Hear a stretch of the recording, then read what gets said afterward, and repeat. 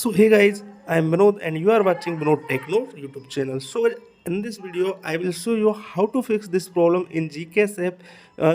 If you are opening GKS app and you sees that time for an update pop-up.